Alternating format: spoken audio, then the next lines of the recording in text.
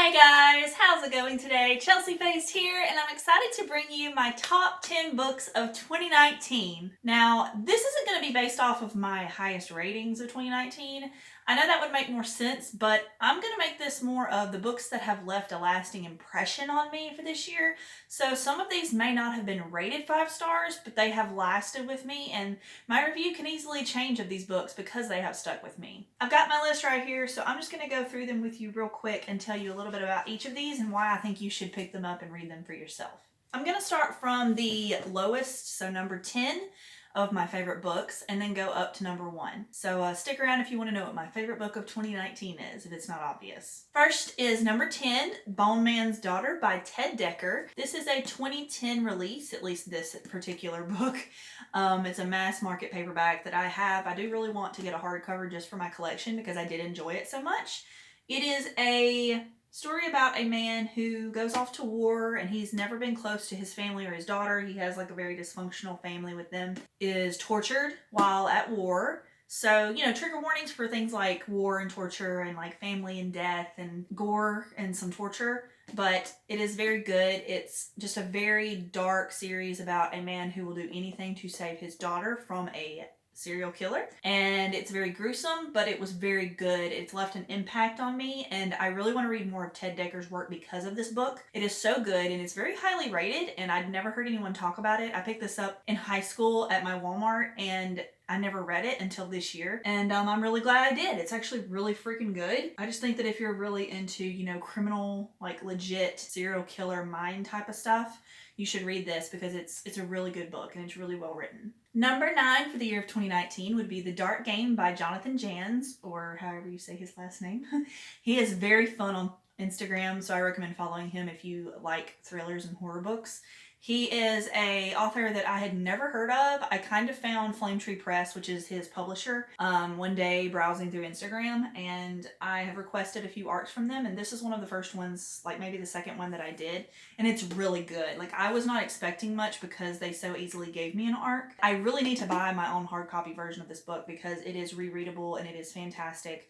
It has all of these characters who go on a retreat because they've been invited to enter in this contest. Whoever wins gets a ton of money, gets publications and a deal with a publisher to publish their books.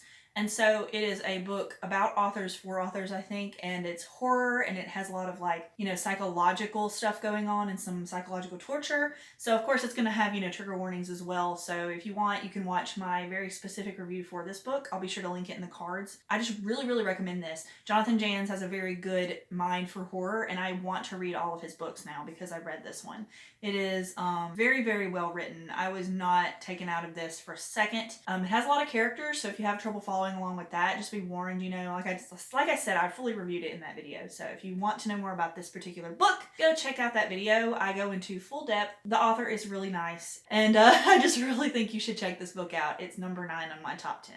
Okay, number 8 on my top 10 list is Fix Her Up by Tessa Bailey. So this is the year that I first started reading romance. Now, I've read manga and comics that have romance elements to them. Most of the manga I read is in the romance genre, but it's never been adult. It's always been like cutesy, oh, I like him, oh, he might like me kind of thing. It's never like sexual or anything. So this is an adult book. It has sexy times in it, and it is very naughty, and I loved it. I have talked about this in some of my wrap-ups and stuff like that, and I've watched other booktubers like My Reading is Odd and Chelsea Darling Reads talk about this book, and it really made me want to check it out. It is the second romance book that I have read, so I don't have a ton to come from on this, but I love this. Tessa Bailey definitely has my attention, and this cover is fantastic.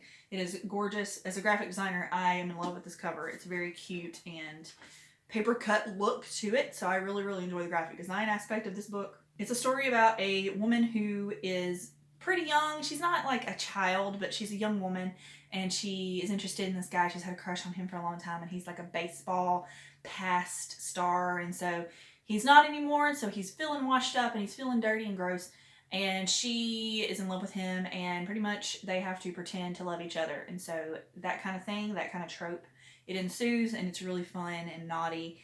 And I love Georgie. She's the main character. She's also a clown, and I just love her so much. She's so sassy and witty and funny, and their banter between them. Some people get grossed out by like the baby girl talk in this book, but honestly, I dig it. I don't see a problem with that at all. I like pet names. He's not acting like she's a kid. Like, it's not a pedophile thing.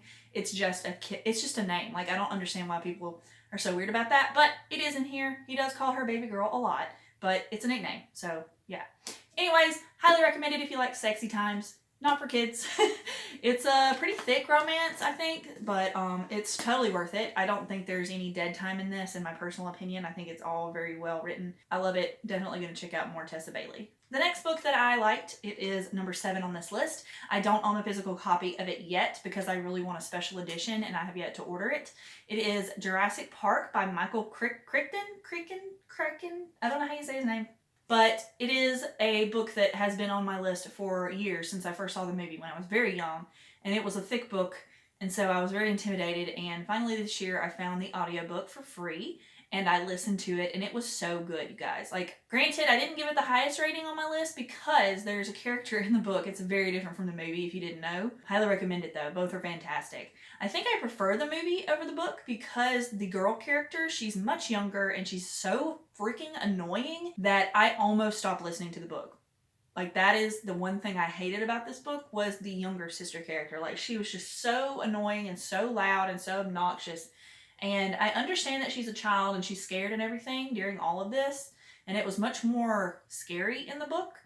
But even a child at her age should know not to be screaming and crying whenever you're trying to hide from someone for your life. Like, I feel like even a child understands that I need to be quiet right now or I'm going to die and kill everyone around me. And this kid did not. So she was constantly getting them almost killed. And that's the only bad thing about the book. I think it's really good. I think that everyone who loved the movie should check it out. It has a lot more frustrating moments as far as with the old man. What's his name? I can't remember, but you know, the guy who owns the place. Much more of a villain in the book, I think. He's not as charming as he is in the movies, but I think that's really good because he is a villain technically. I think the mathematician character who everyone loves from the movie, he's real charming and like flirty in the movie, but in the book, he's not. He might make one little flirty joke with the woman, but he's just really smart and a little bit arrogant. And so I liked his character a lot more in the book. He's a lot more in depth, I think. He has more of a character build in that aspect. But I think that, you know, it's interesting the route they took with his character for the movie. And in the book, he has a different ending. And it's just interesting the kind of liberties that they took for the movie. Don't hate it. I love both of them. Like I said, I think I prefer the movie more because of the way that they played certain things out and the emphasis they took on other characters than some that were in the book that weren't as interesting. They did mix around some of the books in the movies, though, so I know that parts from the second movie are actually in the first book, and so forth. So, just, you know, that's the kind of thing you're going to get with this book, but it is very good, and I think about it a lot, so I highly recommend it. Another book that I do not own a physical copy of yet is Like a Love Story by Abdi Nazmian. I'm sorry, I suck at names, and I could not find a pronunciation of this person that sounded correct. Everyone I heard has said it different. But it is very beautiful cover. It is fantastically written. I think about this book constantly. It was the first audiobook I listened to this year, I think, or one of the first ones, and it was so well acted. Like, I don't know if it's just the copy that I found or what, but I found it for free on YouTube.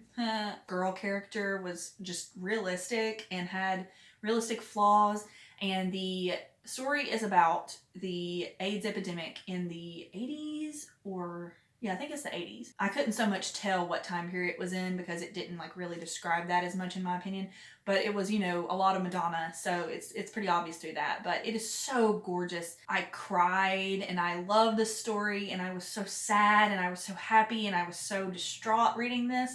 If you don't know anything about the AIDS epidemic, of course, this isn't like 100% fact, but it is a good story to kind of give you an idea of what it was like as a gay person living in that time period and what they went through and the kind of things they fought for and the things that they did to give people of today the life that they have in the gay community. So I really highly recommend this book. Even as a straight person, I really, really highly recommend this book. It is so good. And I can't stop thinking about it. It is so well done, and I want to own this book. It is so good, and more people need to read this book. The number 5 book on this list is The Kiss Quotient by Helen Huang. This is the first romance book I have ever read, not counting like middle school fan fiction days. or manga. This is so good, you guys. This is a book that really opened my eyes to romance and how it can be subtle but also very sexy. And I love the design of this book. It is gorgeous, and Helen Huang is of the autism spectrum, or Asperger's, or whatever. I don't know what she calls it, but it is autism, and very functioning, of course. But so it has very good autism representation in it, and I identified so much with this character. I think her name was Stella. Yeah, Stella Lane. I just identify with her so much, and it really gives me a perspective for people with autism that I did not have before. I don't know about you guys, but in the South, like in the southern United States, at least in Mississippi, Alabama area, we don't have a lot of education of people with autism or other things similar to that. And so I'm very uninformed, and it's partially my fault for not researching it, but also our education system, they just put them in a classroom by themselves and we never really see them. So I've only known one person with autism, and it was not very functional. So I never saw them in a classroom, so I never had the opportunity to communicate. But this book really gives you the idea of what it's like to live as a higher functioning person with autism, and I think that is very important to people who are uneducated in that. And I loved it, and the love interest is so hunky, and he's a martial artist, and if y'all don't know, my husband is a martial artist, so I just kind of, that really hit with me. So I just really identified with her in this book. She's interested in a guy who reminds me of my husband, and she reminds me of myself. So I feel a very close connection to this book and Helen Huang for writing it. And I need to read The Bride Test. It's on my list, but I have yet to pick it up. So I really, really hope that you guys will support this author. She is fantastic, and her books are great. Number 4 on the list for 2019 is Sometimes I Lie by Alice Feeney. This is a pretty short book, and I get kind of scared when I see short books that are thrillers, because I guess I just don't expect them to be able to develop, but I was wrong. This was one of the first books that I read this year, and I got it at a Goodwill for like $4 or $5. I love it. It's not every day that I find a thriller that sticks with me like this. I love thrillers and I read a ton of them, but some of them just kind of, they're good books, but they just, they kind of go out of my head after a while. And I'll keep them to reread them and relive the experience, but some of them, like this one, stick in my head forever. And the cover is great. I love the play with the typography here. I think the color choices are gorgeous. I love the blues, teals, grayish brown colors. Alice Feeney, in this book at least, is such a good writer. I was so into the story. The twist got me. Some people think they saw it coming, but I did not. I was not very familiar with that trope. Even though I've read thrillers before, I'd never experienced this trope that is in this. But it was so good, and I want everyone I know to read this book. If you have not read it, please read this book. It is really good, and it is well written. It is something that I think about a lot, and I want to reread it already. Number 3 on my 2019 best books list is Inuyasha. Now, not any volume in particular, but the whole series that I've read so far, which in the Viz Big editions, there's 3 volumes per Viz Big edition. I think I've read up to volume 8. I think that's what volume I'm up to in these, so that's 8 times 3. That's how many volumes I've read. I want to rate those as number 3 because it is so beautiful. Rumiko Takahashi, I love her art style. It is something that I fell in love with very, very quickly as a child. And still to this day, it is one that I emulate in my own drawing. I don't know, like I'm so in love. It's an older style of drawing, and it's gorgeous, and these Viz Big editions are well done and they're very nice quality. And I need to collect all of them because I want to finish the entire series. I watched all of it when I was younger, but I want to read it because of course there's a lot of stuff they don't put in the anime that is in the manga. So I highly recommend these. You can also read the original editions if you have them. I don't know if they're as easy to get because I don't know if they're still in print or not. These are Viz, so Viz does really good quality work, and I highly recommend them. I need to read more of her work. She's so good. The number 2 spot on my list goes to Fruits Basket. I know that's kind of cheating because it is a reread, but it has been over a decade since I read these, and it has been a resurgence of love for the series because of the new anime that has come out this year, and they're remaking it based on the actual manga, and they don't just stop at book 5 or 6 like the original did. The original was fantastic too, but it also stopped very early, and there are 23 books that I feel have so much more content that is so important to me as a person, and I'm so glad that they're doing it, and I cannot wait for 2020 because they're gonna do another season. I'm just so excited. Okay, Fruits Basket is my favorite. Like, it might be my favorite anime. It is my favorite manga that I've ever read so far, and I've read a ton of manga. I can't stop thinking about this series, and it means so much to me. It helped me become the person that I am today and to care about people the way that I do. It molded me personally. So I just feel a very close connection to this series and to this writer. My book's in a little rough condition because I let people borrow it. Big mistake. I reread it all the time, and it's so cool to see how her art style changes from the very beginning to the very end, because I feel like at the beginning it was a little rough. Some of these characters looked a little lopsided and not, not proportionally accurate in a sense. And then at the end, they're perfect. Like, it changes with the artist. I know she went through a lot while she was writing this. Mangakas go through a lot, and it's a very difficult job. And I really am thankful that she did finish the series, because she could have easily stopped due to her sickness and her injuries with her wrist. But she kept going, and I appreciate that, but I also want mangakas to have some self-care, Like, I know Hunter x Hunter, the creator of Hunter x Hunter, he takes breaks, and more mangakas need to do that, because I love your work and I want all of it, but I also want you to be healthy, and I want you to be okay. So, be nice to mangakas. It is a hard job, and nobody appreciates them, even though they give you the things that you love. So just keep that in mind when you're reading a manga. Don't be a douche and yell at the mangakas because they're not working fast enough and you want your manga now. This takes a long time to make. I highly recommend Fruits Basket. There are some 3-in-1 volumes out, and also there's a new series, Another Fruits Basket. Read that too. And finally, if you did not know by now, which you probably do if you watch my videos, my #1 book of the year is Wilder Girls by Rory Power. Okay, so this was definitely an underdog for me, because I'd heard good things about it, but I'd also heard very bad things. And so I was very risky when I picked this up. I paid full price for it. I mean, I have like a Books A Million membership, but it's still pretty much full price. And I don't pay full price for a ton of books because I don't know if I'll like them. If I like them, I'll buy them. Or if it's a manga, I'm less likely to buy them used. But as far as regular books go, I buy a lot of them used. This one I bought brand new, and I did not know what to expect. I heard that it was a retelling of like a female version of Lord of the Flies. I highly disagree with that. I mean, the only real connection I can make is that there's girls on an island. Like, that's literally it. It's so good. Like, I made a video about it, and I'll be sure to link it in the cards if you want to see my full in-depth review of this book, because I don't have the time to tell you how much I love this. But it is so good. It is so dark and so beautiful, and there's a LGBTQ rep in here that is so sweet, and the cover. It is my favorite cover of the year as well. Ooh, I might do a video on my favorite covers. Graphic design problems. Just please read this.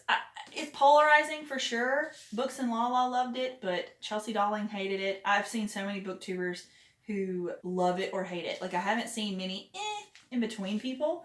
So I want people to read it because I don't think enough people have. But it is so good. It's in the YA section, YA fantasy. I don't typically read a lot of fantasy other than like manga and comics, but this one is so good, and I want more from Rory Power. This is her first book, which blows my mind. I'm definitely picking up her second book, hoping it's similar in feel to this. I know it's not the same series, but I want to read it as well, and I hope you guys will check it out just based on me talking about it. But yeah, that is my 2019 top list here. I hope you guys have enjoyed this video.